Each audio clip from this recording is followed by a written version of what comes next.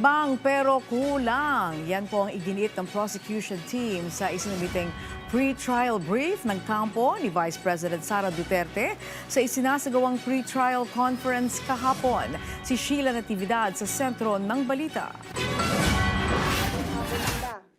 No-show si Vice President Sara Duterte sa unang araw ng pre-trial conference para sa kanyang kinaharap na impeachment case.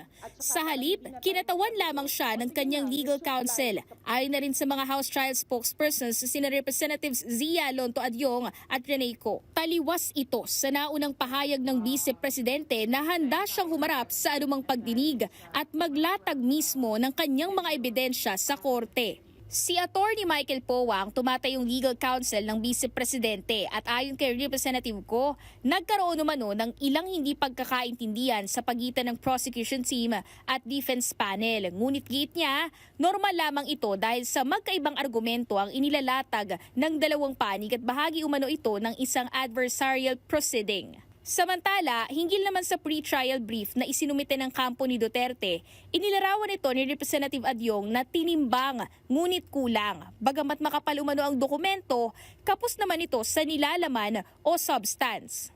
Kaya sinasabi natin it's less in substance, it's voluminous, medyo makapal, pero kung titingnan mo, wala talaga siyang substantive na controverting evidence. It's purely general denial and basically ang nakasasaad doon sa kanilang pre-trial brief ay pagko-question mismo ng proseso. Dagdag ng prosecution panel, mas mabuting magharap ang defense team ng konkretong ebidensya para pasinungalingan o patotohanan ng mga paratang sa articles of impeachment kaysa umasa lamang sa pagpapadismiss ng kaso bago pa man mangyari ang mga pagdinig. Binigyang diin din ng prosecution team na dapat nang sagutin ng kampo ni VP Sara ang mga tanong na matagal nang hinihintay ng taong bayan.